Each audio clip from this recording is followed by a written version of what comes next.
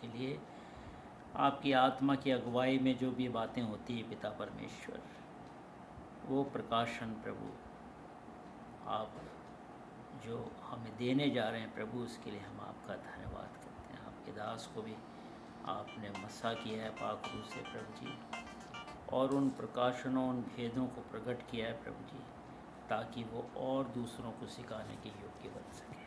अनुग्रह कीजिए। धन्यवाद के साथ आमीन। आमीन। चलिए भैया, आज जैसे अपन ने बात करी थी आप फोन पे कि मन फिराने वाली जो क्या डॉक्ट्रिन है, मन फिराने वाला प्रचार करना चाहिए या नहीं करना चाहिए? बिल्कुल बिल्कुल इस पर बात करते हैं। प्रकाशित वाक्य तक बाइबल में बिल्कुल बिल्कुल आपने सही बताया। मन फिराना कर तो कहाँ से गिरा है? मगर जब बाइबल में पढ़ते हैं और विशेषकर जब हिंदी बाइबल में है तो हम दो शब्दों को एक ही मानने लगते हैं। एक तो है पश्चाताप, और दूसरा शब्द है बाइबल में मन फिराना।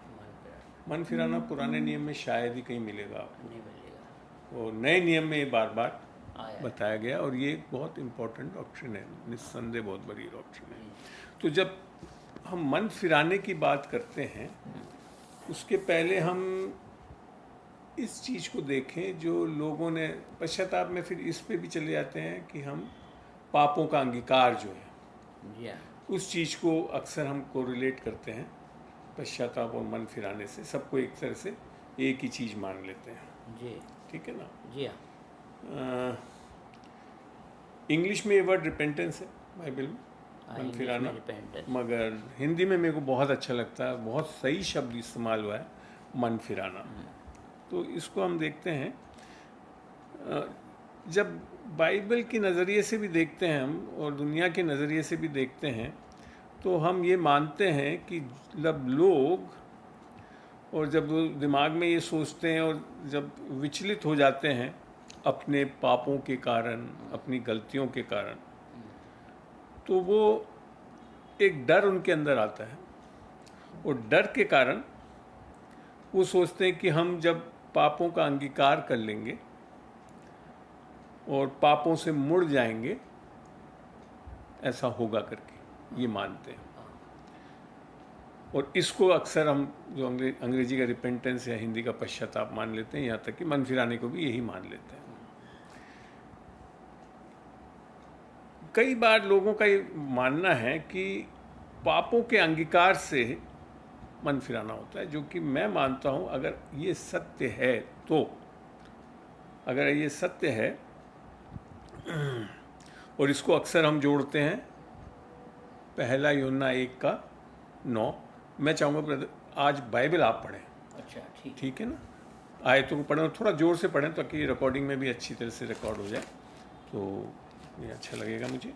लाइक ठीक है आपके लिए? बिल्कुल ठीक है। तो पहला यूहन्ना 1:9 पढ़ के देखते हैं जी।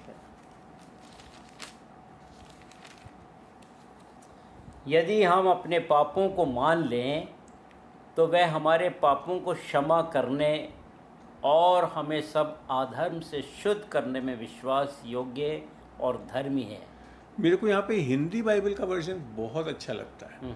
अंग्रेजी में तो लिख रखा है if we confess our sins he is faithful, अर्थात बोलने की बात बोली है। मगर यहाँ कन्फेशन नहीं लिखा, अंगीकार वर्ड नहीं इस्तेमाल करा, यहाँ खाली लिखा है मान ले, मान लेना, अंगीकार नहीं लिख रखा है। जबकि हमने इस डॉक्ट्रिन को बना लिया है कि अंगीकार करने की बात आती है। मेरे को बहुत अच्छा लगता है हिंदी में। कई चीज़ बताता हूँ, बाइबलों के वर्जन को पढ़ने से मैंने बहुत चीज़ सीखा कि कई चीज़ें हिंदी की बाइबल में बहुत अच्छी तरह से लिखी, जो कि आपके अंग्रेजी की बाइबल में नहीं मिलेंगी। नीति वचन में लिखा है ना, और 32 ज़बूर में भी लिखा है। जी जी।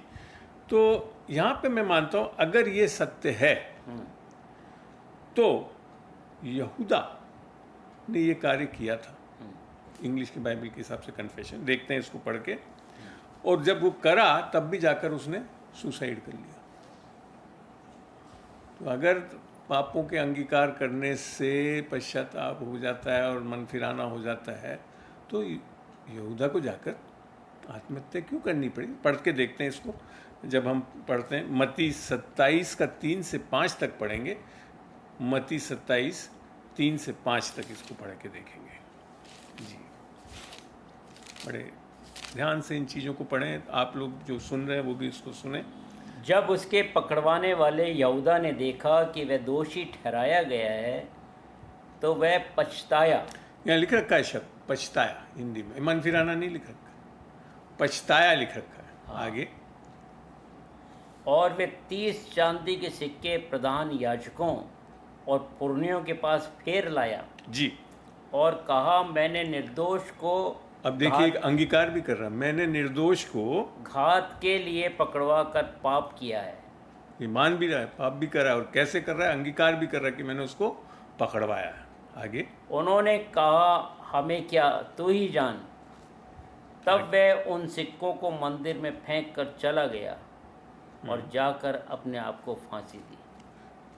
तो यहाँ क्या चीज़ लग रहा बड़ा जी, अगर यहूदा ने सही मन फिरा लिया तो उसके पापों की माफ़ी हो जानी चाहिए थी। क्यों नहीं हुई? क्यों नहीं भी, और क्यों जाकर आत्महत्या कर ली उसने? तो यहाँ एक बात सोचने की है, जो पश्चाताप है वो है, वो अंग्रेजी की बाइबल में इस चीज़ को बड़ा अच्छा लिखा हुआ है। वहाँ पे लिखा रखा है, when Judas who had betrayed him saw that Jesus was condemned, he was seized with remorse. The word is not even repentance over there, remorse word है, किंग जेम्स में मिलेगा, and returned the 30 pieces of silver and all. तो यहाँ जो मैं कह रहा था कि जो पश्चाताप जो है वो मन फिराना नहीं है। अच्छा, आगे चल के हम देखेंगे मन फिराना क्या, वो भी देखेंगे। पर यहाँ समझ में आता है कि पश्चाताप तो करा यहूदा ने, मगर तब भी उसका मन नहीं फिरा और वो एक गलत चीज़ में जाकर फंस गया। और इसी प्रकार से इंग्लिश में भी जब हम रिपेंटेंस को ये मानते हैं, वो रिपेंटेंस वर्ड नहीं है, वहाँ पे बाइबल पश्चाताप को रिमोर्स कह रही है। मैंने एक अंदर से बस दुखद होना और कहना कि हाँ अब हम करेंगे नहीं और हमने किया, हम नहीं करेंगे, यही लोग बात करते रहते हैं। क्या लिखा है इंग्लिश में, क्या word? Remorse, REMORCE, RSE sorry, REMORSE, जिसका मतलब पछताया। हाँ वो पश्चाताप ही है। हाँ। जो हिंदी में बड़ा अच्छा पछताया वो। हाँ। तो वो पछताया, मन फिराना नहीं है। अगर मन फिराना होता तो यहूदा मरता नहीं, फांसी नहीं लगाता। और यही कई लोग कर रहे हैं, हम लोग चर्चों में पश्चाताप करवा रहे हैं लोग। हाँ। मन फिराना नहीं समझा रहे।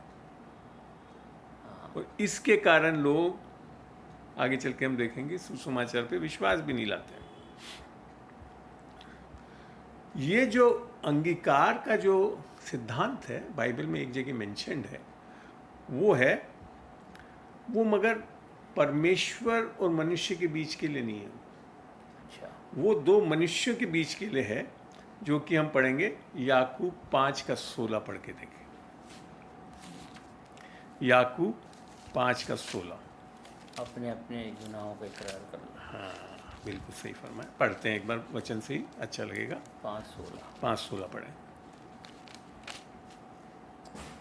इसलिए तुम आपस में एक दूसरे के सामने अपने अपने पापों को मान लो। यहाँ पे भी हिंदी में अच्छा लिखा है। हाँ, पापों अंगीकार करना नहीं लिखा है, मान लो। मान लो। मगर मानने में जरूर मैं मानता हूँ कि बोलना तो पड़ेगा कि ये पाप किया हमने। हाँ। जी।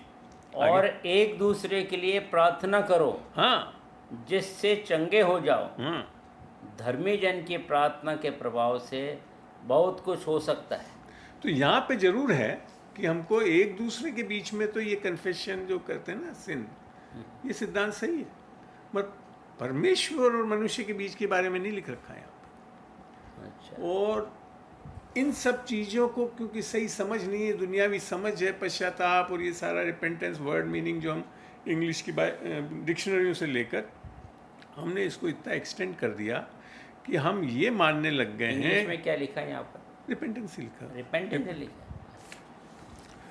तो वहाँ पे क्या है कि बल्कि वहाँ तो कन्फेशन ऑफ सिंस है, एग्जैक्ट वर्ड कन्फेशन। इंग्लिश में मैं पढ़ भी देता हूँ इसको। Confess your faults one to another and pray one for. Repentance नहीं, एग्जैक्टली कन्फेशन ऑफ फॉल्ट्स लिख रखा। ठीक है ना सर? अंगीकार। हाँ, अंगीकार करना ही लिख रखा। हाँ। तो है ये डॉक्ट्रिन अवेलेबल अंगीकार की, मगर अंगीकार की डॉक्ट्रिन किसके लिए है? दो मनुष्य के बीच के लिए है। हाँ। परमेश्वर और मनुष्य के बीच में नहीं कहा है अंगीकार करने। और इस चीज़ को ले आकर लोगों ने आज हम अपने प्रचार में इस डॉक्ट्रिन को यूँ बोलने लग गए हैं कि ये डॉक्ट्रिन के कारण ही उद्धार हो सकता है, अर्थात पापियों का अंगीकार करने पे उद्धार होगा। मानते हैं कि नहीं मानते? है, प्रचलित है। मैं भी मानता था एक समय में, क्योंकि मैंने भी ऐसे ही सुना था कि आप जब अपने पापों का अंगीकार करेंगे तो परमेश्वर भला है, और वो आप, ये सब चीज़ें हैं बाइबल में से, मगर उद्धार के लिए नहीं है वो।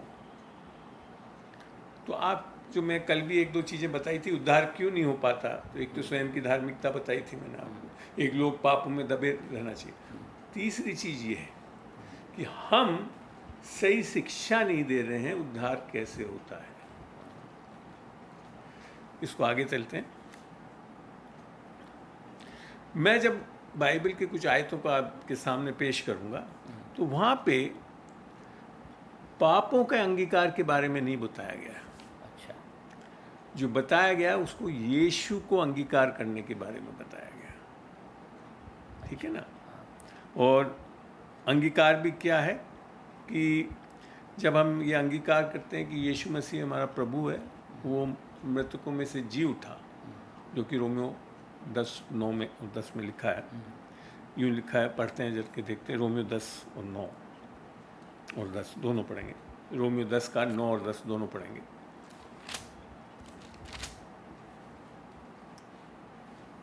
कि यदि तू अपने मुंह से यीशु को प्रभु जानकर अंगीकार करे, कहीं नहीं लिखा का पापों का अंगीकार करे। हाँ, आगे, और अपने मन से विश्वास करे कि परमेश्वर ने उसे मरे हुओं में से जिलाया, तो तू निश्चय उद्धार पाएगा। तो यहाँ कहाँ शब्द आ रहा है पापों का अंगीकार करना? हाँ, ये बाइबल का वचन है। परमेश्वर का वचन पापों को अंगीकार करने के लिए नहीं बोल रहा है, आपको यीशु मसीह को प्रभु जान के अंगीकार करना चाहिए, जिसके कारण निश्चय उद्धार होता है साहब। हाँ, और हम निश्चय लफ्ज लिखा अब है। हम क्या करवा रहे हैं? कलीसियाओं में लोगों को पापों का अंगीकार कराया जा रहा है। वास्तव में जैसे आप अपने आप ही देखें, हम अगर एक सप्ताह पहले अच्छे काम क्या करें उसको अंगीकार करने के बोलेंगे तो वो भी हमारे को याद नहीं रहते। और हमारे लोग बाग बोल रहे हैं कि अपने पापों को, सारों को अंगीकार करो, जो कि आपने बचपन से किए, कैसे याद रहेंगे आप? और कब अंगीकार करेंगे और कब आपको फिर उद्धार मिलेगा? आप आज समझ रहे हैं इस गंभीरता से कि हम लोग क्या प्रचार कर रहे हैं। एक और जगह से भी उदाहरण बताता हूं जिससे समझ में आएगा कि पापों के अंगीकार के बारे में उद्धार के लिए नहीं बताया गया। जब आपको ध्यान है जो इंसिडेंस है, जब पौलुस और सिलास को जो है जेल में डाल दिया गया था, वो रेफरेंस दिया ना आज आपके सुबह के टॉक में था भी, तो पढ़ के ही देखते हैं उसको वापस। एक्स प्रेरितों का 16, 30 और 31 पढ़ के देखते हैं। और उन्हें बाहर लाकर कहा, हे सज्जनों, उद्धार पाने के लिए मैं क्या करूं? क्या सवाल था? उद्धार पाने के लिए मैं क्या करूं? हाँ। यही सवाल पूछते हैं लोग बाकी, उद्धार पाने के लिए हम क्या करें? हाँ। हम क्या बोलने लगते हैं कि पापों का अंगीकार करो, फलाना करो, जबकि पौलुस ने क्या बोला यहाँ पे?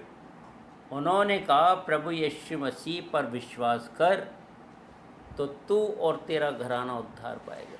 अगर पापों का अंगीकार करने से होता तो पौलुस ने यहाँ क्यों नहीं बोला कि तू अपने पहले पापों को अंगीकार कर? हाँ। यहाँ बोल दिया कि तू यीशु मसीह पर विश्वास कर, तू और तेरा घराना उद्धार पाएगा। मेरे ख्याल में शायद वहाँ भी तो बोला है अभिषेक को फिलिपुस ने। हाँ, उस कॉन्टेक्स्ट में भी है शायद। बिल्कुल है। तो वो तो आपको बहुत जगह मिल जाएगा, मगर मैं आपको बड़ा सॉलिड वचन का बेस बता रहा हूँ कि उद्धार पाने के लिए अभी जो हम वचनों को देख रहे हैं, यहाँ कहीं नहीं लिख रखा है पापों का अंगीकार कर लें। और पापों का जब अंगीकार करा जूदस ने भी, तो उसने फिर भी जाकर क्या कर लिया? अपने आप को मार दिया।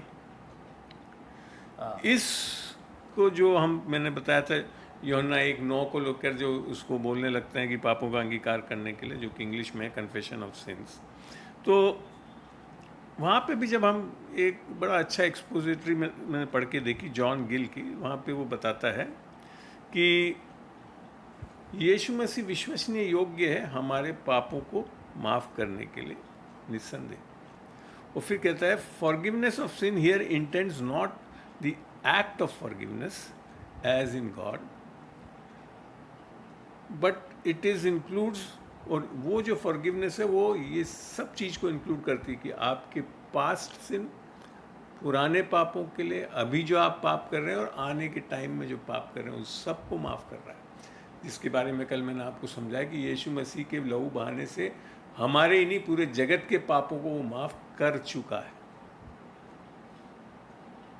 तब जाकर आपको हमको समझ में आएगा कि जो हम इस डॉक्ट्रिन को लेकर चल रहे हैं, कन्फेशन ऑफ सिन को, कहाँ तक सार्थक होगा, कि जबकि परमेश्वर ने पापों को सबको माफ़ कर दिया है यीशु मसीह के लहू के द्वारा। तो इसको आगे देखते हैं हम। ये 31 नहीं पढ़ूं?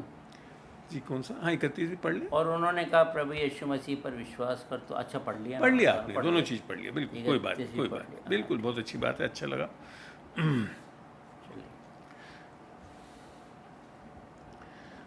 अब बात आती है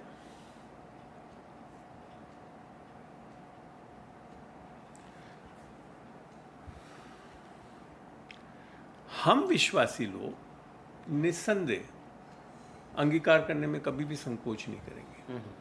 कारण क्योंकि हमको पता है कि हमारे सारे पाप माफ हो गए, और वो है वो परमेश्वर का प्रेम जो हमको विवश कर देगा कि हम जब कहीं गलती से कर भी दें तो हम बड़े आराम से अंगीकार कर लें। मगर अंगीकार से पापों की माफ़ी नहीं मिल रही।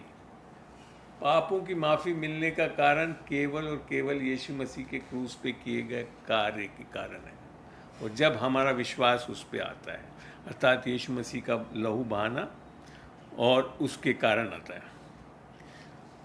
इसको यूँ समझाऊँ कि अगर माफ़ी अंगीकार से होती, पापों के अंगीकार से, तो ये इतना बड़ा लफड़े में क्यों पड़ रहे हो? आदम और हव्वा ने पाप किया, अंगीकार कर लेते। अगर अंगीकार से पापों की माफ़ी मिल जाती तो आदम और हव्वा पापों का अंगीकार कर सकते थे और माफ़ी हो जाती, मगर ऐसा संभव नहीं है। Can you imagine this thing? कभी सोचा किसी ने कि पाप करा और पापों का अगर हमारे अंगीकार से माफ़ी मिल जाती तो आदम और हव्वा भी पाप की अंगीकार करके माफ़ी ले सकते थे। बिल्कुल, बहुत सिंपल चीज़ है, मैं कह रहा हूँ लॉजिक है ये। तो जो हम लोग जिस डॉक्ट्रिन को लेकर चल रहे हैं कि अंगीकार से हो रहा है, तो जो चीज़ है ना वो देखना बहुत ज़रूरी है। और इस प्रकार ना तो वो फिर पापी रहते और ना हम पापी बनते। बिल्कुल कितना आसान होता तरीका। बिल्कुल, अगर ये डॉक्ट्रिन सही है बिब्लिकली तो पापों की माफ़ी के लिए बड़ा स्पष्ट है, जो कि व्यवस्था में भी है, और उसको पढ़ते हैं इब्रानियों 9:22 में। इब्रानियों 9:22।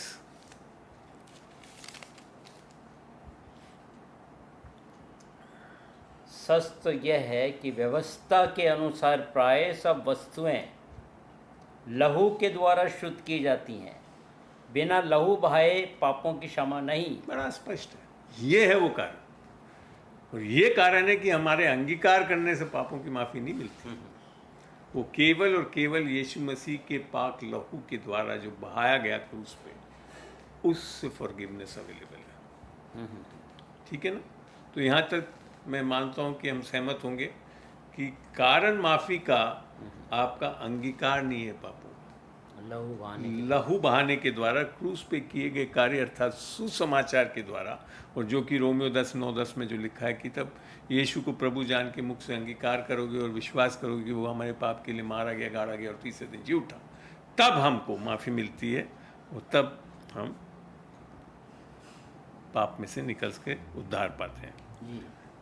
अब एक और चीज़ को देखें जो कि कई बार मैंने देखा है, मैंने बल्कि सुना, और मैं आपको ये भी बता दूं उस चीज़ को मैंने भी वैसे प्रीच करा है। अच्छा। मैं जो कि गलत रहा। पवित्र आत्मा की सेविकाई, पवित्र आत्मा की सेविकाई के लिए हम कहते हैं, जो कि यूहन्ना 16 में मिलता भी है, बस जब पवित्र आत्मा आएगा तो वो तुम्हारे को पाप के विषय में, धार्मिकता और न्याय के विषय में निरुत्तर करेगा, कन्विक्ट। तो उसको लोग बाग उसको ऐसे एक्सटेंड करते हैं कि वो आपके पापों को बोध कराता है, वो आप, और क्योंकि हम लोग कुछ ना कुछ अधर्म कर रहे हैं तो वो आपको बताता है कि आप धर्म के काम नहीं, धार्मिकता नहीं है आप में, अधर्मी है, इसके लिए आपका न्याय होगा। यूहन्ना 16 का मेरे ख्याल से हाँ, 7वीं आयत है, पढ़ते हैं उसको और वहाँ पे समझते हैं कि 16 के 9-10 है ब्रदर। नहीं, 16 का 7 से पढ़ना शुरू करें आप। तो भी तुमसे सच कहता हूँ कि मेरा जाना तुम्हारे लिए अच्छा है, क्योंकि यदि मैं ना जाऊँ तो वह सहायक तुम्हारे पास ना आएगा, परंतु यदि मैं जाऊँगा तो उसे तुम्हारे पास भेजूँगा। यस, वह आकर संसार को पाप और धार्मिकता और न्याय के विषय में निरुत्तर करेगा। पाप के विषय में अब देखिए आप, मैंने जो आपको अभी समझाया, लोग क्या बता रहे हैं, पापों का बोध करा रहा है, आप अधर्मी हैं और इसके लिए न्याय होगा। मगर वास्तव में क्या लिख रहा है, आगे वचन से पढ़ रहे हैं, क्या लिख रखा है? पाप के विषय में पढ़ें, इसलिए कि वे मुझ पर विश्वास नहीं करते। खाली इस पाप के विषय में करता है वो, पापों को याद नहीं दिलाता पवित्र आत्मा। पवित्र आत्मा खाली ये बताता है कि तुम प्रभु यीशु मसीह पे विश्वास नहीं कर रहे हो। That is only one sin with the Holy Spirit convicts you. हमारे प्रचार प्रसार में क्या बोल रहा है कि पवित्र आत्मा आता है, तुम्हारे को पापों के बारे में बताता है, तुमको समझाता है कि धर्मी नहीं हो, अधर्मी हो, इसके लिए तुम्हारे ऊपर न्याय होगा, इसके लिए मन फिराओ। ये हम जोर जोर से प्रचार कर रहे हैं, जबकि बाइबल कुछ और बता रही है। पाप के विषय में आपको निरुत्तर करता है, अर्थात कन्विक्ट करता है, वो ये है कि आप यीशु मसीह पे अभी तक विश्वास नहीं करते। ये खाली पाप के लिए कन्विक्ट करता है पवित्र आत्मा। ये है उसकी मिनिस्ट्री। पापों के बारे में बताने के लिए नहीं आया है पवित्र आत्मा। पापों के बारे में तो बताने की जरूरत नहीं, आपको खुद को ही पता है कि आप क्या क्या पाप कर रहे हैं। उसको पवित्र आत्मा आकर याद दिलाने की जरूरत ही नहीं है। मगर जो नहीं मानते हैं वो है यीशु मसीह पे विश्वास करना। कितना फर्क है देखिए आप। वचनों को लेकर हम कैसा प्रचार कर रहे हैं और कितने लोगों को अंधकार में रख रहे हैं। आगे पढ़ते हैं उसको।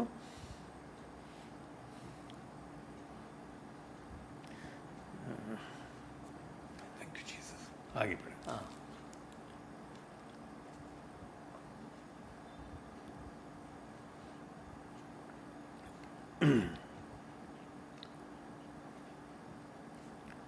तो यहाँ पे इस चीज़ों को हमको हमेशा ध्यान रखना कि हमारे को क्या सही शिक्षा मिल रही है वचन से, अन्यथा हम क्या कर देंगे, लोगों को अंधकार में रखेंगे। आगे पढ़ते हैं एक बार। वो ऐसा है ना ब्रदर कि लोग पढ़ते चले जाते हैं लेकिन रुकते क्यों लोगों को किसी वक्त किसी ने ये सिखा दिया है कि ये है इसका मतलब, तो लोग वचन को तो देख नहीं रहे। लोगों की सोच, लोगों की बातों को याद रख के, इसको बोलते हैं ट्रेडिशनल टीचिंग एंड प्रीचिंग, जो हमारे मोस्टली कई कलीसियाओं में है कि हमने किससे सीखा, आत्मा से नहीं सीखा। लोगों ने बोला, उसको मान लिया और उसी को प्रचार करे जा रहे हैं। और अच्छा भी लगता है हमको। हाँ, पवित्र आत्मा हमको पापों को बताएगा। हमको जान पाएंगे। आगे पढ़ते हैं जी। और धार्मिकता के विषय में इसलिए कि मैं पिता के पास जाता हूँ और तुम मुझे फिर न देखोगे। क्या बता रहा है? धार्मिकता की, अधार्मिकता के बारे में नहीं बता रहा है वो, धार्मिकता के बारे में बता रहा है वो, जो कि लिख रखा ना रोमियो 4 के अंत का, कि वो जी उठा था कि हम धर्मी ठहरे। तो वो कह रहा है ना, मैं पिता के पास जाता हूँ, इसके कारण तुम लोग, मैं मारा गया, गाड़ा गया और तीसरे दिन जी उठा हूँ और अब मैं पिता के पास जाता हूँ, इसके लिए तुम धर्मी ठहर रहे हो। ये बताता है पवित्र आत्मा। हम क्या बता रहे हैं कि तुम लोग अभी तक कितने अधर्म के काम कर रहे हो, उस पर सुधर जाओ। पवित्र आत्मा कभी भी आपको आपकी अधार्मिकता को सामने नहीं लाता है। वो तो ये बताता है कि तुम धर्मी हो। क्यों? क्योंकि यीशु मसीह तुम्हारे पापों के लिए मारा गया, उसने दंड सह लिया और वो तीसरे दिन जी उठा है।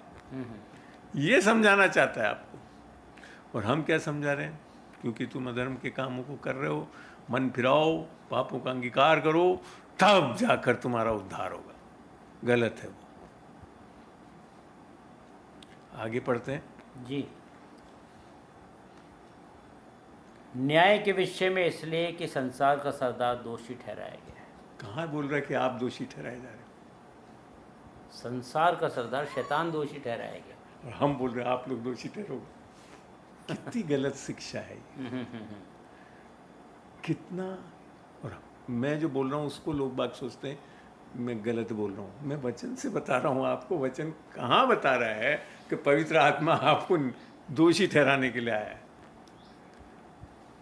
अब समझ में आता अनुग्रह कितना महान है। बहुत ही और रिपेंटेंस अभी आगे चल के जब सीखेंगे हम और वचनों से, तब हमको समझ में आएगा कि तो यहाँ बड़ा स्पष्ट है कि पवित्र आत्मा आप आकर आपके पापों के विषय में आपको याद नहीं दिलाता, बल्कि अगर ऐसा करता रहेगा तो he will make you sin conscious. बल्कि वो हमको ये बताता है कि हम पापी नहीं हैं, परमेश्वर हमसे प्यार करता है, हम धर्मी हैं और हमारे ऊपर न्याय नहीं होने वाला, शैतान पे न्याय। आपको वास्तविक में पता है कि कौन ये दोष लगाता है कि हम पाप कर रहे हैं? बाइबल से अगर देखें तो उसके बारे में लिखा हुआ है, रेवलेशन 12, 9 और 11 में पढ़ के देखते हैं। दोष लगाता है शैतान, शैतान लगाता है दोष। अब आप सोच लो, शैतान की सेविकाई को हम पवित्र आत्मा की सेविकाई बताने लग गए। 12 अध्याय का 9 से 11। 9 से 11। फिर जबकि हमारे शारीरिक पिता भी हमारी ताड़ना किया करते थे और हमने उनका आदर किया, तो क्या आत्माओं के पिता? नहीं, ये आप इब्रानियों में चले गए। मैं आपको प्रकाशित बात के 12, 9 और 11 बताना था। अच्छा, इब्रानियों में चला गया जी। प्रकाशित कोई बात नहीं, 12, 9 और 11 पढ़े। तब वह बड़ा अजगर अर्थात वही पुराना सांप जो इब्लिस और शैतान कहलाता है और सारे संसार का भरमाने वाला है, पृथ्वी पर गिरा दिया गया और उसके दूत उसके साथ गिरा दिए गए। फिर मैंने स्वर्ग से यह बड़ा शब्द आते हुए सुना, अब हमारे परमेश्वर का उद्धार और सामर्थ और राज्य उसके मसीह का अधिकार प्रकट हुआ है, क्योंकि हमारे भाइयों पर दोष लगाने वाला, हमारे भाइयों पे दोष लगाने वाला जो रात दिन हमारे परमेश्वर के सामने उन पर दोष लगाया करता था, गिरा दिया गया। ये है वो दोष लगाने। पवित्र आत्मा दोष नहीं लगाती आपको। पवित्र आत्मा तो खाली ये बताती है यू नीड जीसस, आपको यीशु की आवश्यकता है। वास्तव में जब हम कोई भी पाप कर रहे हैं तो पवित्र आत्मा यही आकर बताता है आपको यीशु करना है, यीशु मसीह की विश्वास करो, अटोनमेंट पर। He has already done for you. इन सारे पापों को उसने उसका समाधान कर चुका है। ये कहाँ बता रहे हैं? हम तो ये बोल रहे पाप कर रो, अंगीकार करो, फलाना करो। तो आप समझ रहे हैं इस बात को कि पापों का अंगीकार को हम लोग कितना मिसयूज कर रहे हैं। ये चीज़ और एक बार पुराने नियम में भी यही चीज़ बताई गई थी। जब हम पढ़ते हैं यशायाह 54 का 17, उसको मैं इंग्लिश में पढ़ूंगा, उसमें और अच्छी तरह समझ में आएगा आपको। 9 से 11 पढ़ 11, और फिर आप पढ़ने जा रहे हैं हम यशायाह 54 का 17। इसको इंग्लिश में इसके लिए पढ़ूंगा कि इंग्लिश में बड़ा अच्छा लिखा है। No weapons that is formed against thee shall prosper. तो वेपन बनाने वाला परमेश्वर नहीं है, शैतान है। और फिर लिखा का and every tongue that shall rise against thee in judgment thou shall condemn. हमको उसका विरोध करना है, उसके लिए बोलना है। हमको खाली सुन के बैठ नहीं जाना है। जब शैतान हमारे ऊपर दोष लगाता है तो उसको ऐसे ही बैठे नहीं रहना है। फिर बोलता है this is the heritage of the servants of the Lord and their righteousness is of me said the Lord. क्योंकि हम परमेश्वर यीशु मसीह में धर्मी हैं और इसके लिए हम उसको कंडेम कर सकते हैं। क्या बोल के? हाँ, मैंने पाप किया मगर इस पाप की मुझे माफ़ी दे चुका और मैं यीशु मसीह में धार्मिकता हूँ। जब हम ये बोलते हैं तब वो जो लांछन लगा रहा है हमारे ऊपर, तब वो खत्म होगा। कौन सी आयत बताई? ये मैंने बताया, ये शायद 54 का 17। अच्छा, अंग्रेजी में जरूर पढ़ के देखिएगा इसको। जितने हथियार तेरी हानि के हाँ वही वाला है। तो उसमें जो है उसमें हमको कंडेम करना है उस चीज़ को। आकर क्या करता है, हम जैसे ही पाप करते हैं तो आकर बोलता है देखा तुमने पाप किया, कैसे तुम धर्मी हो, अब अंगीकार करो। अंगीकार करने के लिए कहाँ बोल रहा है परमेश्वर का वचन? परमेश्वर का वचन बोल रहा है उसको जो वो दोष लगा रहा है उसका विपरीत जवाब देना है। क्योंकि यीशु मसीह की मैं धार्मिकता हूँ, इसके लिए परमेश्वर मुझसे नाराज नहीं है। परमेश्वर ने ये पाप भी जो आज मैंने करा उसके लिए माफ़ी दे चुका है। अपने दासों का यही भाग होगा। ये भाग उसकी धार्मिकता के कारण आज हम मेरे कारण धर्मी ठहरे। अंगीकार करने से धर्मी नहीं ठहर रहे, यीशु मसीह के कारण हम धर्मी ठहरे हुए हैं। आमीन। हाँ। तो ये मैंने एक तरह से पुराने नियम में से भी इस चीज सिद्धांत को समझा दिया। अब हमको बाइबल बड़ा स्पष्ट बताती है कि पाप का कारण कौन है? शैतान। पढ़ते हैं पहला यूहन्ना 3:8।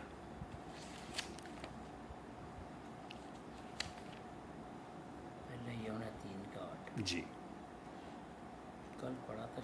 जो कोई पाप करता है वह शैतान की ओर से है, क्योंकि शैतान आरंभ ही से पाप करता है। परमेश्वर का पुत्र इसलिए प्रकट हुआ कि शैतान के कामों को नाश करे। हाँ, यहाँ पे भी देख लीजिए, पाप जो कर रहे हैं और पाप को रोकने के लिए किसकी आवश्यकता है? यीशु मसीह की। हमने क्या बोल दिया है कि हम अपने पापों का अंगीकार कर लेंगे तो उससे निकल आएंगे, जबकि पापों की माफ़ी के लिए लहू बहाया जाना जरूरी है। उस पर विश्वास करना है हमको। पवित्र आत्मा भी किस चीज़ के बारे में बता रहा है? यीशु मसीह के बारे में बता रहा है। तो यहाँ जो चीज़ है कि हम लोग ने अपने अंगीकार को इतना दृढ़ बना दिया है और उससे सही में परमेश्वर की महिमा नहीं हो रही है, शैतान की महिमा हो रही है। आपको पता है ये चीज़? जब हम पापों को अंगीकार करते रहते हैं तो किसकी महिमा होती है? शैतान की महिमा। बाइबल में ये भी लिख रखा है, एज यू से सो यू आर।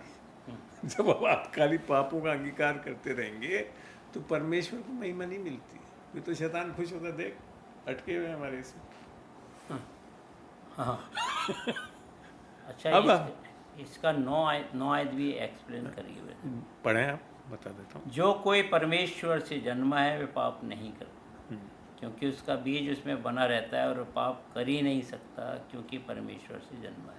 अब हमको बाइबल के अनुसार हमको पता है कि हम 3 चीज़ के बने हुए हैं, आत्मा, प्राण और शरीर के। हाँ। पहला थिस्सलुनीका 5:23 बताता है, शांति का परमेश्वर आप ही तुम्हें पूरी रीति से आत्मा, प्राण और शरीर में निर्दोष रखे यीशु मसीह के आने तक। हाँ। तो ये जो चीज़ है, ये जन्मा, जो परमेश्वर से जन्मा, वो हमारी आत्मा होती है। अच्छा।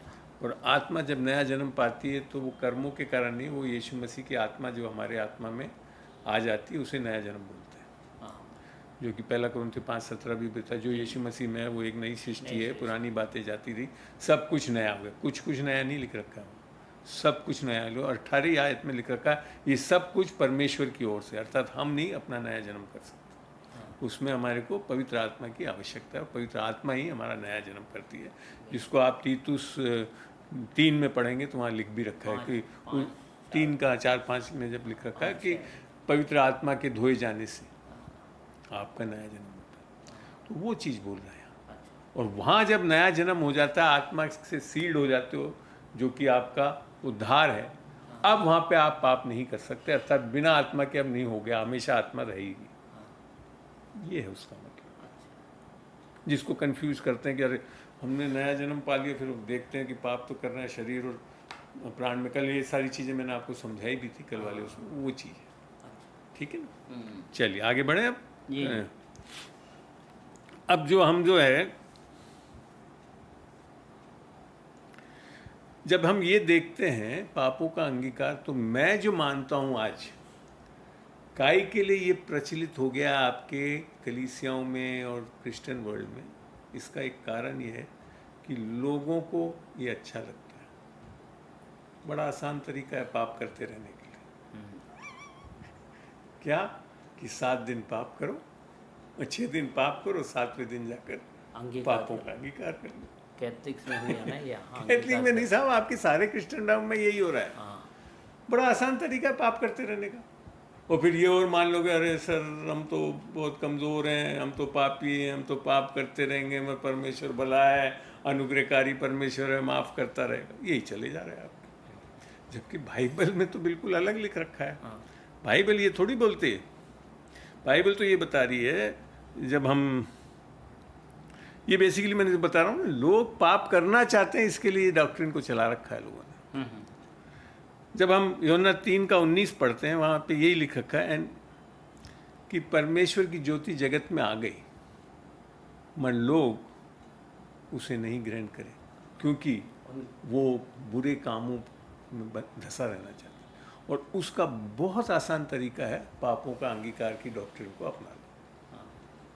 अब बात समझ में आ रही कितना खतरनाक है पापों का अंगीकार का डॉक्ट्रिन, कि आप पाप करते रहो, माफ़ी मिल जाएगी, और कलीसिया पाप में धंसी रहती है। जबकि,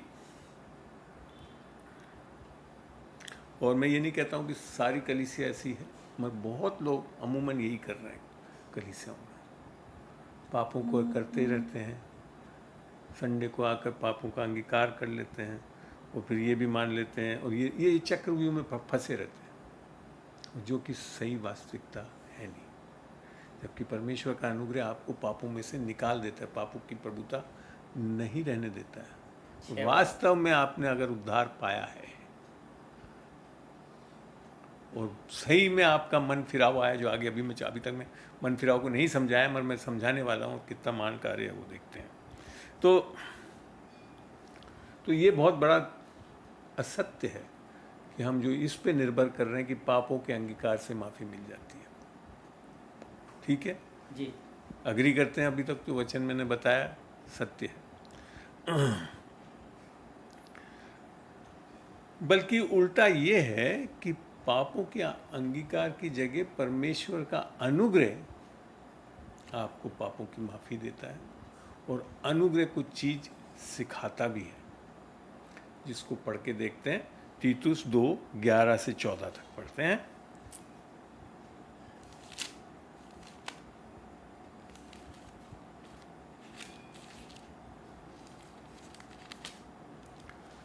जब हम अनुग्रह पाते हैं तो हम एक बहुत अच्छा जीवन बिताने वाले होंगे। देखते हैं तीतुस 2:11 से 14 में पढ़ें। क्योंकि परमेश्वर का वह अनुग्रह प्रकट हुआ है जो सब मनुष्यों के उद्धार का कारण है। उद्धार का कारण है। वास्तविक उद्धार क्या है आगे बता रहा है वो, पढ़ते हैं। और हमें चेतावनी देता है कि हम अभक्ति और सांसारिक अभिलाषाओं से मन फेर कर इस युग में संयम और धर्म और भक्ति से जीवन बिताएं। अब यहाँ पे मन फिराने वाला शब्द आ रहा है। और अनुग्रह से क्या आता है? मन फिराने से अनुग्रह मिलता है, और अनुग्रह से हम इस संसार में भक्ति, संयम और परमेश्वर के योग्य जीवन जीने वाले होते हैं।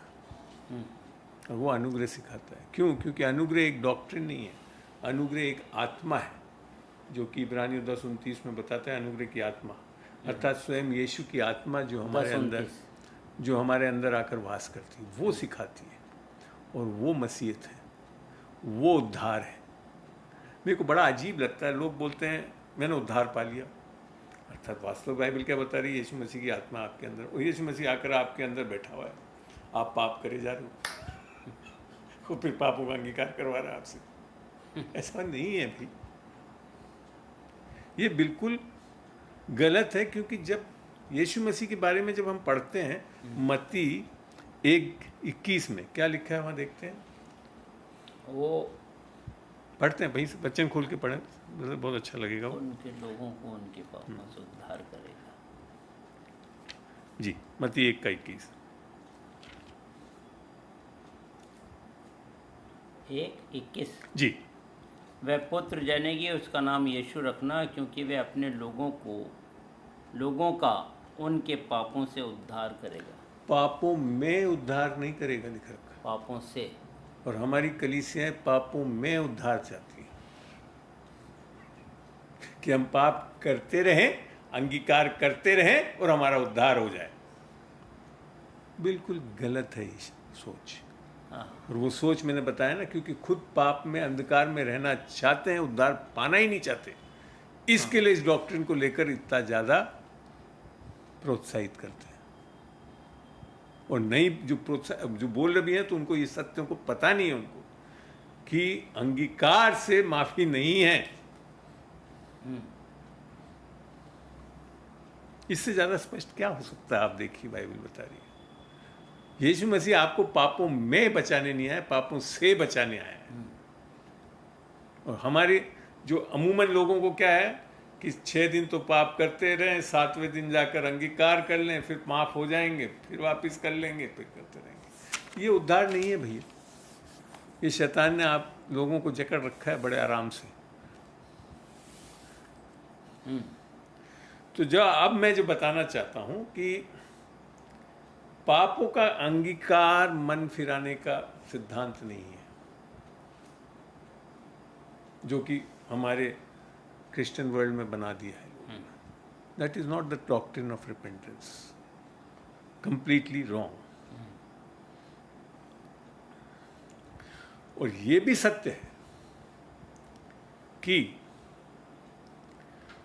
बिना मन फिराए हम सुसमाचार पे विश्वास भी नहीं कर सकते। तो मन फिराना डॉक्ट्रिन तो बहुत सही है, मगर वो पापों का अंगीकार से तात्पर्य नहीं रखता। देखते हैं वास्तव में, और इसको देखते हैं कि यीशु मसीह ने इस मन फिराने की बात को बहुत इम्पोर्टेंस दिया। वो पढ़ के, और सबसे पहला मैं एक तरह से बोलता हूँ जो मिनिस्ट्री शुरू करी यीशु मसीह ने, मरकुस 1:14 और 15 पढ़ के देखते हैं। मरकुस 1:14 और 15।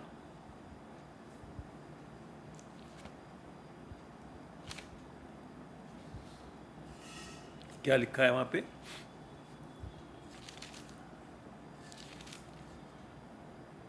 अब मैं आपको मन फिराने के बारे में सिखाना चाहता हूँ। यूहन्ना के पकड़वाए जाने के बाद यीशु ने गलील में आकर परमेश्वर के राज्य का सुसमाचार प्रचार किया और कहा, समय पूरा हुआ है और परमेश्वर का राज्य निकट आ गया है। मन फिराओ और सुसमाचार पर विश्वास करो। बहुत बड़ा एक स्पिरिचुअल ट्रूथ है। सुसमाचार पे आप विश्वास ही नहीं करोगे जब तक कि मन नहीं फिराओगे। और मन फिराओ, अगर आप पापों का अंगीकार कर रहे हो तो मन फिराओ नहीं है। तो जब तक आप इन सत्यों को नहीं जानेंगे, आप सुसमाचार पे विश्वास ही नहीं कर पाएंगे। बिना मन फिराए सुसमाचार पे विश्वास ही नहीं कर सकते हैं। बड़ा स्पष्ट लिखा, मन फिराओ और फिर आप सुसमाचार पे विश्वास करो। तो डॉक्ट्रिन ऑफ जो मन फिराना है, रिपेंटेंस जो है, वो यीशु मसीह ने बार बार बोला और शुरुआत ही उसी से करी। एक जगह और से पढ़ते हैं, मरकुस 2:17। मरकुस 2:17 पढ़ के देखते हैं, जो कि एक बहुत अहम बात यीशु मसीह के बारे में लिखी गई है। मरकुस 2:17 पढ़ें। यीशु ने यह सुनकर उससे कहा, भले चंगों को वैद्य की आवश्यकता नहीं, परंतु बीमारों को है। मैं धर्मियों को नहीं परंतु पापियों को बुलाने आया हूँ। मन फिराने के लिए, पापियों को बुलाने। इंग्लिश में बड़ा है, but sinners to repentance. English में बड़ा अच्छा लिखा है, but sinners to repentance. But sinners to repentance, ठीक है ना। तो इसीलिए मैं कहता हूँ, जब स्टडी करें तो बाइबल के अलग अलग वर्जन्स को पढ़ें, तब जाकर आपको बहुत प्यारा रेवलेशन मिलेगा क्या बोल रहा है। थॉमसन है मेरे पास। हाँ, उसमें है यही, ये किंग जेम्स वर्जन में ही है। बट सिनर्स टू रिपेंटेंस, ये आखिरी सेंटेंस उस वर्ष का, मरकुस 2:17 का। ठीक है ना। तो यहाँ जो सिद्धांत एक चीज समझ में आई कि परमेश्वर जो है वो पापियों को तो प्रेम करता है, मगर पाप से घृणा करता है। क्योंकि पाप किसने करवाया? शैतान ने। ठीक है ना। और उसको खत्म करने के लिए हमने अभी अभी पढ़ा, पहला यूहन्ना 3:8-9 में, कि शैतान के कामों को नाश करने के लिए किसको आना पड़ा? यीशु मसीह को आना पड़ा। ठीक है ना जी। है ना। तो ये जैसा पहला यूहन्ना 3:8 में हम पढ़ चुके हैं। ठीक है ना जी। अब बात आती है कि मैंने जैसे बताया ना, परमेश्वर पाप से तो घृणा करता है, पापियों से नहीं करता है। और ये चीज़ जब हमको बहुत अच्छी से समझ में आएगी जब हम पढ़ते हैं दूसरा पत्रस 3:9 को। दूसरा पत्रस 3:9 को धीरज धरता है। जी, पढ़ते हैं, वचन से ही पढ़ते हैं। दूसरा पत्रस 3:9।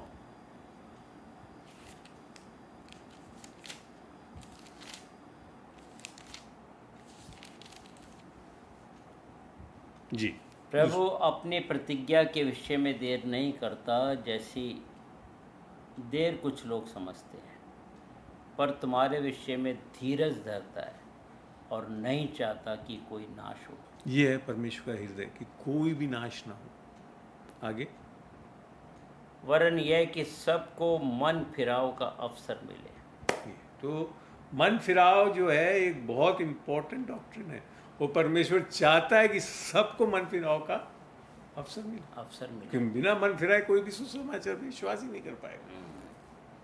इसके लिए मन फिराना की डॉक्ट्रिन को पढ़ाना, समझाना, प्रीच करना बहुत इंपॉर्टेंट है पास। मैं तो कभी कभी मानता हूँ सुसमाचार से पहले आपको ये चीज़ समझाना पड़ेगा, तब जाकर लोग सुसमाचार को सही ढंग से समझेंगे। अब जो दूसरी चीज़ लोगों के दिमाग में बैठी है वर्ल्ड में ये सोचते हैं कि जब बड़े दुखी हो जाते हैं, परेशान हो जाते हैं हम लोग, तो हम मन फिरा लेंगे। अक्सर मानते हैं लोग बागी, है ना? जब दुख मुसीबत आती है तो चलो भाई परमेश्वर की राह चले। ये सत्य नहीं है। सत्य नहीं। पढ़ते हैं इसको, 2 कुरिन्थियों 7:10। असली मन फिराव कब आता है? जब देखते हैं किससे आता है। वो आता है वर्ल्ड के इस परेशानियों से नहीं आता है। पढ़ के देखते हैं बाइबल से। 7:10। हाँ, 2 कुरिन्थियों 7:10। क्योंकि परमेश्वर भक्ति का शोक ऐसा पश्चाताप उत्पन्न करता है। क्या चीज? दुनिया का शोक नहीं करता है, भक्ति का शोक। भक्ति का शोक, अर्थात what Jesus suffered on the cross.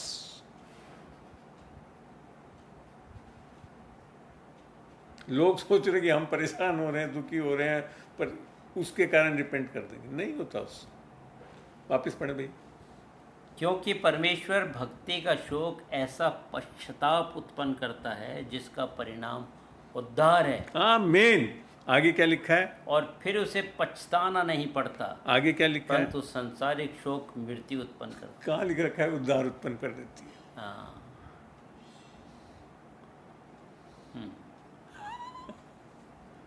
आपको मैं बताऊं यार, जब मैं इन वचनों को पढ़ता हूँ, जब रेवलेशन देखता हूँ, इसमें मैं खुद अचंभित हो जाता हूँ कि हम लोग क्या सिखा रहे हैं लोगों को। आप दुखी हो जाइए, परेशान हो जाइए, और तब जाकर आप मन फिराएंगे। नहीं, क्या बताना है हमको? परमेश्वर का शोक, यीशु मसीह ने क्या किया, क्या क्या सहन किया, उससे मन फिराव आता है।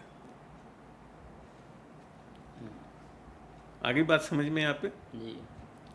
और ये चीज है जो कि ये जो चीजें यीशु मसीह ने की हमारे लिए, that he suffered and died for us, ये रिपेंटेंस लाता है। पढ़ते हैं रोमियो 2:4। तो मन फिराव के बारे में अब आपको मेरे ख्याल से बहुत प्यारा रेवलेशन मिल रहा होगा कि कैसे होता है, क्यों प्रचार करना चाहिए और क्या बताना चाहिए। पढ़ें रोमियो 2:4। बहुत इस्तेमाल किया इस वर्ड को मैंने। क्या तू उसकी कृपा और सहनशीलता और धीरज रूपी धन को तू जानता है, और क्या ये नहीं समझाता कि परमेश्वर की कृपा तुझे मन फिराव को सिखाती है। परमेश्वर का दंड, परमेश्वर का क्रोध नहीं सिखाता, परमेश्वर का कृपा, परमेश्वर का अनुग्रह मन फिराने सिखाता है। हम क्या कह रहे हैं? टर्न और बर्न। अगर ऐसे चलते रहोगे तुम्हारे ऊपर परमेश्वर का क्रोध आएगा। इसके लिए अभी भी कहता हूं कि मन फिराओ और परमेश्वर की ओर हो जाओ। गलत है ये प्रचार। परमेश्वर आज नाराज नहीं है आपसे। परमेश्वर आपके ऊपर पापों को मंड नहीं रहा है। आपको परमेश्वर प्रेम करता है, असीम प्रेम करता है। आप कितना भी पापी हो तब भी प्रेम करता है। आप ये नहीं बताते। हम तो सीधा धमकियां देने लगते हैं, जबकि पुराने नियम में हमने कल पढ़ा यशायाह 54:9-10 में कि ना तो वो नाराज है और ना आपको धमकी दे रहा है। और हम कितनी धमकियां दे रहे हैं। अब समझ में आता है क्यों लोग उद्धार नहीं पाते, क्यों नहीं मन फिराते, क्योंकि हम बाइबल के सिद्धांतों और वचनों के विरोध में चल रहे हैं। और फिर कहते हैं नहीं सुधरेंगे ये लोग, क्योंकि आपने बताया ही नहीं सही चीज। इसके लिए मन फिराना बताना है और कैसे मिलता है वो भी बताना है। तो सही में जब हम परमेश्वर की कृपा और उसकी अच्छाई के बारे में बताते हैं तब जाकर हम मन फिरा सकते हैं। और ये बात सही है कि जो उद्धार इसी के लिए बहुत ज़रूरी कि जब तक हम पवित्र आत्मा को नहीं पाएंगे तो हम पाप में से नहीं निकल पाएंगे। और पाप में से निकलने का कारण आपका अंगीकार नहीं है। इसको सही ढंग से हम पढ़ते हैं कि ये कैसे कर रहा है परमेश्वर वचन के अनुसार। रोमियो 8:3 और 4 से पढ़ें। रोमियो 8:3 और 4।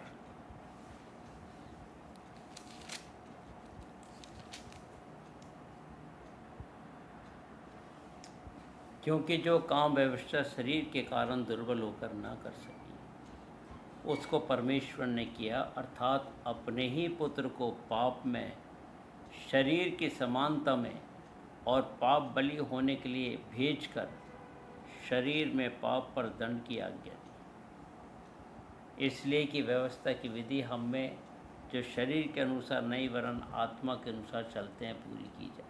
तो ये था पाप का कारण आदम था। आदम के अनाज्ञाकारिता करें हम पापी बने और बिना आत्मा के हो गए। उसको वापस रिस्टोर करने के लिए खुद यीशु मसीह, क्योंकि पाप शरीर में करा गया था तो मसीह को भी शरीर में आना पड़ा।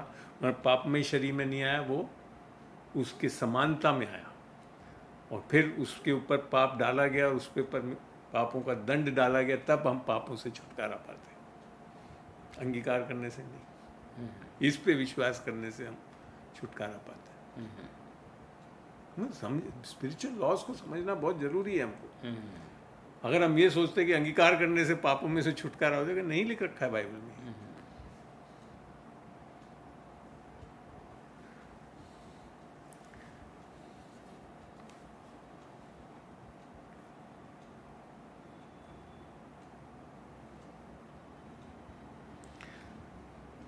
इस चीज़ों को पूरा समझने के लिए, इस उद्धार को समझने के लिए एक जगह से और पढ़ते हैं कि हम अपनी इस परिस्थिति और स्थितियों को नहीं समझेंगे तो हम समझ भी नहीं पाएंगे कि पाप में से कैसे निकल सकते हैं। पढ़ते हैं रोमियो 5:6-11, धीरे धीरे पढ़ेंगे इसको।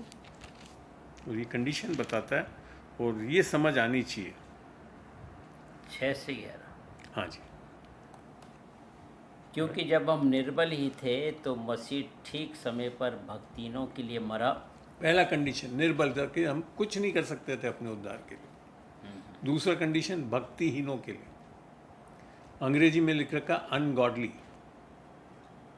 अनगॉडली, भक्तिहीन का मतलब लोग बाग कुछ गलत धारणाएं बना रखी हैं। वास्तव में it is without the spirit of Christ, उसे अनगॉडली बोलते हैं, भक्तिहीन बोलते हैं।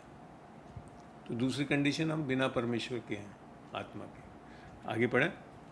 किसी धर्मी जन के लिए कोई मरे यह तो दुर्लभ है, परंतु हो सकता है कि किसी भले मनुष्य के लिए कोई मरने का भी साहस करे। परंतु परमेश्वर हम पर अपने प्रेम की भलाई इस रीति से प्रकट करता है कि जब हम पापी ही थे। ये क्रिश्चियन वर्ल्ड बड़ो आसानी से मान लेता है कि हम पापी हैं। तो थर्ड कंडीशन, हम पापी ही थे। हाँ, न लिखा थे, हाँ है नहीं है। हाँ, तभी मसीह हमारे लिए मरा। हाँ, आगे। अतः जबकि हम अब उसके लहू के कारण धर्मी ठहरे तो उसके द्वारा परमेश्वर के क्रोध से क्यों ना बचेंगे। दंड की बात बता रहे हैं ना। अरे हमारे ऊपर से क्रोध हटा दिया गया है। हाँ, दंड नहीं है हमारे ऊपर। जब भी तो लिख रखा है रोमियो 8 में, there is no condemnation those who are in Christ Jesus. हाँ, आगे पढ़ें। क्योंकि बैरी होने की दशा। अब ये चौथी स्थिति, बैरी होने की दशा। हम परमेश्वर के कोई दोस्त नहीं है।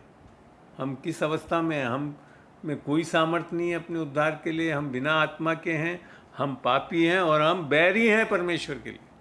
हाँ, इसको तो मानते ही नहीं है हमारे लोग। ओ नहीं, हम तो चट जाते हैं ना, हम तो बाइबल पढ़ते हैं ना, कहाँ से बैरी हो गए? नहीं, इससे नहीं होता। बाइबल का वचन क्या बता रहा है कि हम बैरी हैं, क्योंकि जब तक देह में है तो हम परमेश्वर के लिए दुश्मन है। रोमियो 8 में कल हमने पढ़ा भी था इस चीज़ को। वो चीज़ है। तो आगे पढ़ते हैं वापिस। अब हम बैरी ही थे, क्योंकि बैरी होने की दशा में उसके पुत्र की मृत्यु के द्वारा हमारा मेल परमेश्वर के साथ हुआ, तो फिर मेल हो जाने पर उसके जीवन के कारण हम उद्धार क्यों ना पाएंगे। आमीन आमीन। आगे, क्योंकि यही नहीं परंतु हम अपने प्रभु यीशु मसीह के द्वारा, जिसके द्वारा हमारा मेल हुआ है, परमेश्वर में आनंदित होते हैं। तो यहाँ बात समझ में जाती है कि हम लोग एक्चुअली में दुश्मन हैं परमेश्वर के, और हम परमेश्वर की ओर नहीं बढ़ रहे हैं, हम परमेश्वर से दूर भाग रहे हैं, है ना। और ये वक्त है कि हमको एक यू टर्न लेना है ना। और हमारे उद्धार के लिए किस पे निर्भर कर रहा है? यीशु, केवल यीशु मसीह पे, और वो भी उसकी अच्छाई, भलाई और कृपा के ऊपर, और हमारे धर्म के कार्यों पर नहीं करना है। और ये ही सच्चा मन फिराना है, इसे मन फिराना बोलते हैं। अर्थात हम अपने माइंड्स को ये बदलें कि हम अब परमेश्वर से दूर नहीं भागेंगे, हम परमेश्वर को अपना उद्धार करने देंगे, जिसको तीतुस 3:4 से 7 में समझ में आता है पढ़ने से। पढ़ें तीतुस 3 का 4 से 7 पढ़ के देखते हैं।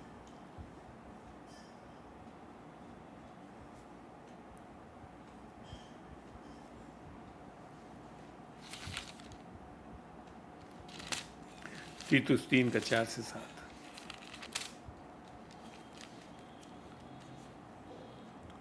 पर जब हमारे उद्धारकर्ता परमेश्वर की कृपा और मनुष्यों पर उसका प्रेम प्रकट हुआ, तो उसने हमारा उद्धार किया, और यह धर्म के कामों के कारण नहीं जो हमने आप किए, पर अपनी दया के अनुसार नए जन्म के स्नान और पवित्र आत्मा के हमें नया बनाने के द्वारा हुआ है,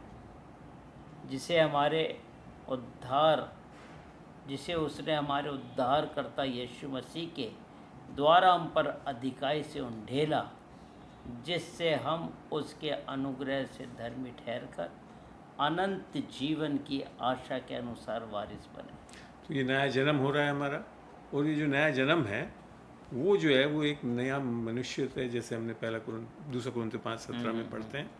और इस नया जन्म को, नए नेचर को, वो किस के आधार पे सृज रहा है?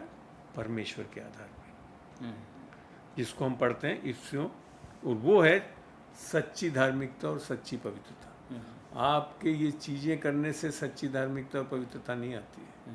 हमारे को एक नई सृष्टि बनना है, और वो है वो ओरिजिनल इमेज जो उत्पत्ति में बोला, let us make man in our own image. उसमें क्रिएशन हो रहा है हमारा वापस। पढ़ते हैं इफ्सियों 4 का 24।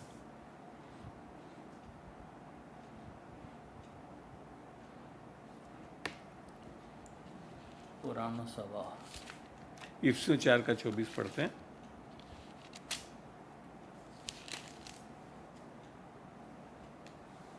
इन बातों में दृष्टांत है। नहीं, इफ्सियों 4 का 24।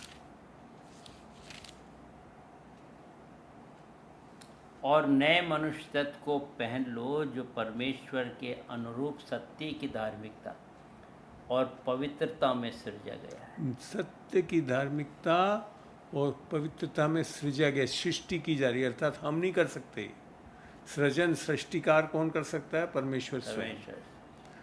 झूठी धार्मिकता क्या है? अपनी धार्मिकता, स्वयं की धार्मिकता, और उससे हम सोचते हैं हम पवित्र बन गए। गलत है वो। और यहाँ पे समझ में आता है कि हमारे को बनना नहीं है, ठहराए जाते हैं, सृजे जाते हैं। हम क्या है? बनने की कोशिश कर रहे हैं स्वयं की धार्मिकता से, और सोच रहे हैं पवित्रता से। उससे उद्धार नहीं हो सकता है, आप दुश्मनी बने रहोगे। तो ये होना बहुत जरूरी है, और इसको रोमियो में पौलुस ने बहुत अच्छे से समझाया कि कर्मों के द्वारा नहीं होता। रोमियो 4 का 5 पढ़ते हैं।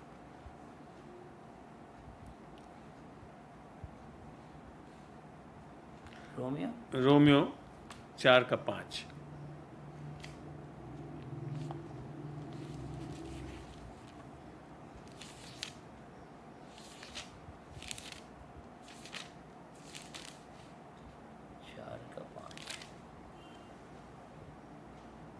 परंतु जो काम नहीं करता वरन भक्तिहीन है, धर्मी ठहराने वाले पर विश्वास करता है, उसका विश्वास उसके लिए धार्मिकता गिनाई है।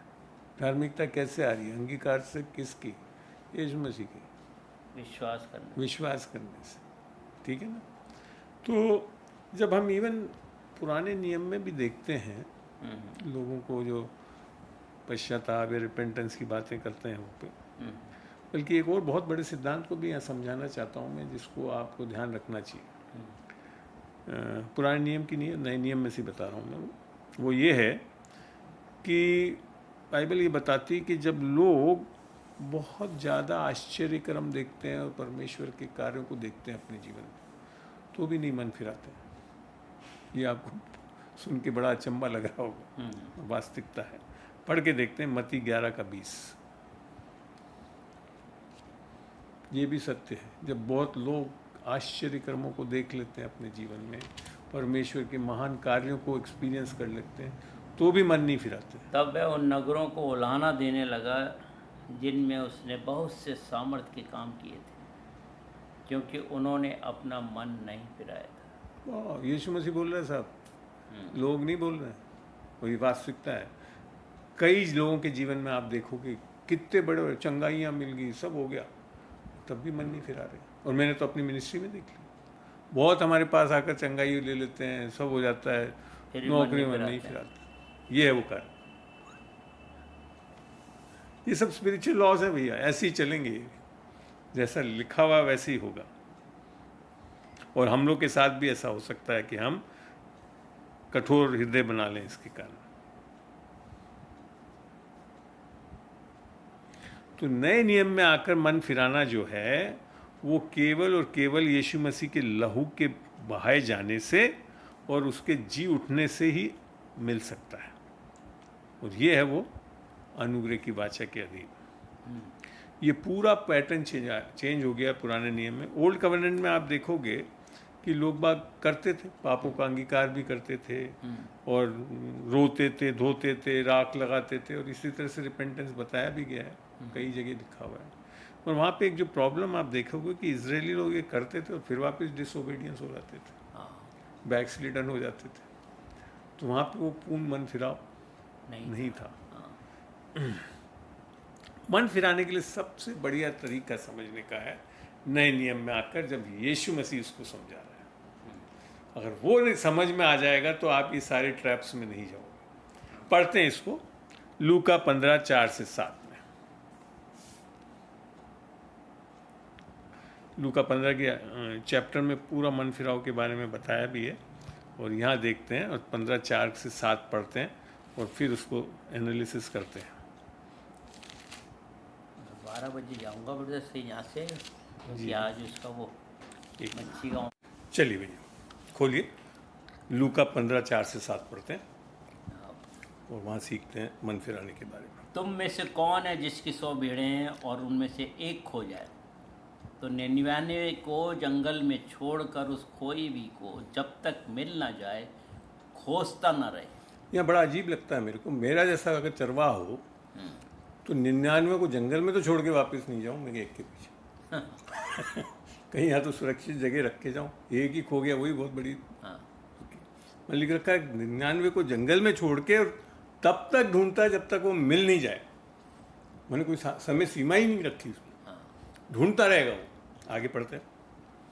और जब मिल जाती है तब बड़े आनंद से उससे कंधे पर उठा लेता है और घर में आकर मित्रों और पड़ोसियों को इकट्ठा करके कहता है, मेरे साथ आनंद करो, मैं तो ऐसा चरवा नहीं हो सकता। कोई भी भेड़ मिल गई। मैं तो मिल जाए तो रेत रपेट रपेट लगा लगा कर टांग तोड़ के लाऊं उसको। सही बोल रहा हूँ। अगर हम नॉर्मली देखें तो कितना गुस्सा आएगा हमको। और यहाँ लिख रखा है उसको कंधे पे उठा लेता है और आनंदित हो रहा है। और आनंदित ही नहीं हो रहा है, लोगों को लाकर आनंदित हो रहा है। आगे क्या लिखा है? मैं तुमसे कहता हूँ कि इसी रीति से एक मन फिराने वाले पापी के विषय में भी स्वर्ग में इतना ही आनंद होगा जितना 99 ऐसे धर्मियों के विषय में नहीं होता जिन्हें मन फिराने की आवश्यकता नहीं। तो मन फिराना इसको बोला है। अब आप मेरे को ये बताइए कि इस भेड़ ने करा क्या? कौन सा तो अंगीकार करा, कौन सा तो उसके वापस पीछे हो लिया, और जो वास्तव में दंड की योग्य था उसको वो दंड नहीं दे रहा। तो मैंने तो यार कुछ नहीं देखा कि भेड़ ने कुछ करा कि रोया कि नहीं मैंने बहुत बड़ी गलती कर दी, कुछ नहीं करा। इसने क्या किया? खोया हुआ था। लोग क्या सोच रहे हैं जैसे परमेश्वर खोया हुआ और हम ढूंढ रहे हैं। आप नहीं ढूंढ रहे हो, परमेश्वर आपको ढूंढ रहा है। जब समझ में आएगा मन फिराना। लूका 19 में मन, परमेश्वर आपको ढूंढ रहा है, परमेश्वर आपसे नाराज नहीं हो रहा है। उसने भेड़ ने क्या करा? भागा नहीं, और जब उसे उठाया तो उसको उठाने दिया, अर्थात परमेश्वर के प्रेम को एक्सेप्ट करना, ये करा उसने। इसे मन फिराना बोलते हैं। परमेश्वर की भलाई, प्रेम, मन फिराने का। अब हमने ले आकर उसको इतना एक्सटेंड कर दिया कि पापों का अंगीकार करोगे, फलाना करोगे, कंडेम करोगे। ये सब गलत है। जब आप परमेश्वर आपके पास आ रहा है, परमेश्वर आपको ढूंढ रहा है, परमेश्वर का प्रेम पा रहे हो, कोई आपको चंगाई मिल रही है, फलाना मिल रहा है, कुछ मिल रहा है, उस टाइम आप परमेश्वर को अलाउ करते हैं। आप में कोई सामर्थ्य नहीं है आप अपना उद्धार पा सके। जब परमेश्वर को करने देते हैं, उसे मन फिराना बोलते हैं। यही बात समझ। आपके अंगीकारों से और उससे नहीं हो रहा है। अंगीकार की बात आती तो अगला जो इधर पे सिक्के का बताया, वो सिक्का तो क्या अंगीकार करे, तब भी वहाँ पे यही लिख रखा है। और यहाँ पे वो तीनों चीज़ों को दर्शाया है। Great shepherd that is Jesus, पवित्र आत्मा जो कि लेडी के रूप में बताया, तो फिर बाद में पिता के बारे में उड़ाऊ पुत्र में बनाया। इसको पढ़ेंगे तो आप बहुत प्यारा दर्शन पाएंगे कि वो कुछ नहीं हुआ था। इवन जब उड़ाऊ पुत्र के लिए बोलने लगते हैं ना, वो आपे में इसके लिए नहीं आया कि वो परमेश्वर के वो कर दिया था। उसको तो आपे में ये समझ में आ गया, यहाँ भूखा मर रहा हूँ, वहाँ पेट खाने के लिए मिल जाएगा, इसके लिए वो लोता। और वो परमेश्वर पिता के पास नहीं आया, पिता से बहुत दूर था, पिता भागा उसके पास, ये लिख रखा है। हम उसको सोचने लगते हैं अच्छा सेंसस में हो गया और उसने अंगीकार करा, और तो वो अंगीकार तो करने ही नहीं दिया पापी होकर के उसको। उसने तो पता है आप कितने पाप कर रखे थे। इंग्लिश में लिखा है he was living a rights work. मगर आकर एक भी पाप अंगीकार करा उसने? कुछ नहीं, खाली इतना समझ, हाँ मैंने पाप किया है, अर्थात मैं पापी हूँ। उसे मन फिराओ। इसको और अच्छी तरह समझते हैं, पढ़ते हैं लूका 18, 13 और 14।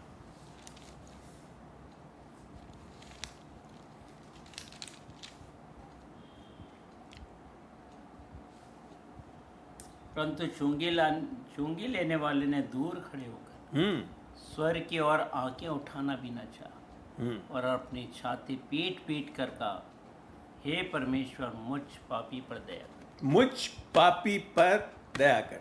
पापों को नहीं अंगीकार करा, मुझ पापी पर दया ली, उसे मन फिराना। क्या लिखा आगे? मैं तुमसे कहता हूँ कि वह दूसरा नहीं परंतु यही मनुष्य धर्मी ठहराया जाकर अपने घर गया। तो मन फिराना ये है कि मानना कि हम पापी हैं, हम बचा नहीं सकते अपने आप को, और जब परमेश्वर आपको उद्धार दे रहा है उसको ग्रहण करना।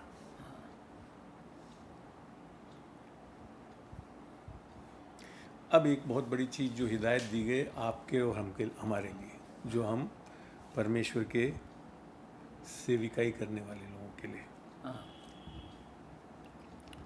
इसको पढ़ के देखते हैं। 2 तिमोथी 2:23 से 26। 2 तिमोथी चैप्टर 2 23 से 26। ये विशेषकर जो सेविकाई कर रहे हैं उन लोग के लिए हिदायत दी गई है। 23 से 26, 22 भी देख लेना, कोई दिक्कत नहीं है। 23 से 26 पढ़ते हैं, बोलें।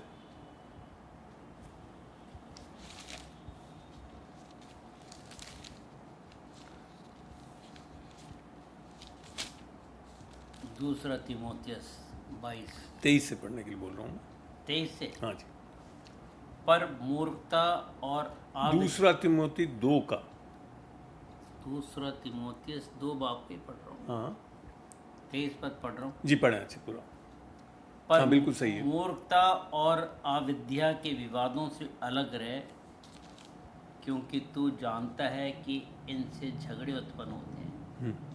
प्रभु के दास को झगड़ालू नहीं होना चाहिए। प्रभु के दास को झगड़ालू नहीं होना चाहिए। आगे।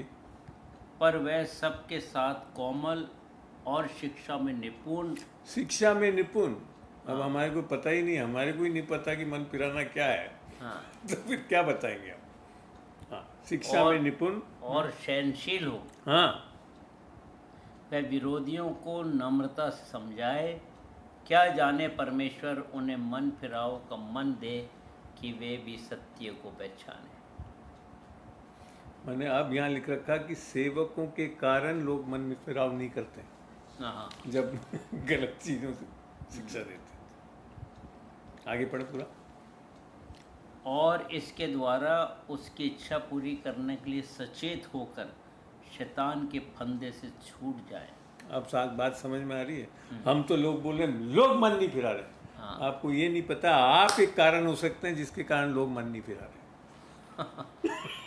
सही। हमारे सारे प्रीचर्स वीचर्स तो ये मानते हैं कि लोग नहीं मन फिराते, हम तो तैयार हैं मन फिरवाने के लिए।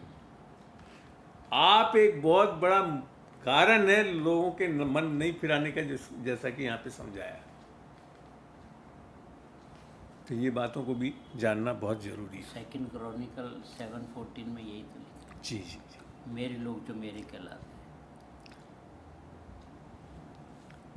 अब जो आप बताए थे कि ये मन फिराना हमारा हमेशा चलता रहा, तो विशेषकर आप रेवलेशन में भी पढ़ेंगे तो वहाँ पे भी ये चीज़ बहुत ज़रूरी बताया और हमेशा करना पड़ेगा हमको मन फिराना। पढ़ के देखते हैं कि मैंने यहाँ पे अब ये समझाना चाह रहा हूँ कि उद्धार पा लिया हमने, पवित्र आत्मा को पा लिया है ना, मगर तब भी ये मन फिराने की इस चीज़ों को हमेशा प्रैक्टिस करना पड़ेगा। पढ़ के देखते हैं प्रकाशित वाक्य 2, 4 एवं 5 को।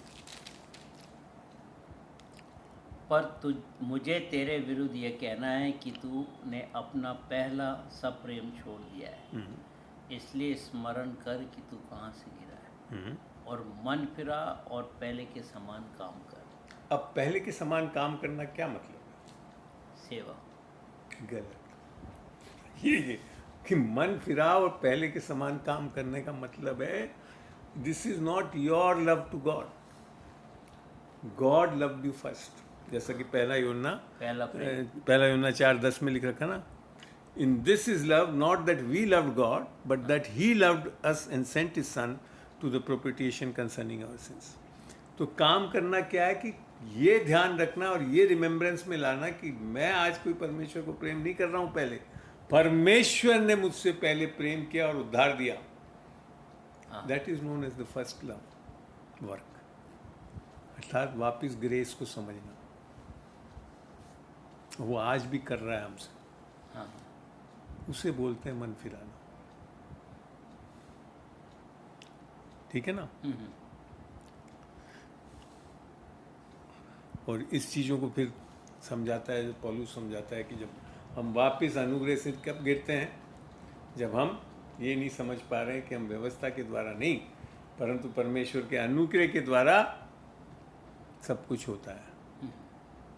तो मन फिराना is nothing more but to turn towards grace of God always and every time. पवित्र आत्मा क्या कन्विक्ट कर रही है, क्या पाप कि यीशु मसीह पे विश्वास नहीं करते, उसे मन फिराना। और उसको आगे और समझाया भी है। इसको जब समझ में आता है ना कि ओवरकमर के बारे में बार बार रेवलेशन बताता है ना, इसको पढ़ें आप, खोलना पहला यूहन्ना 5 का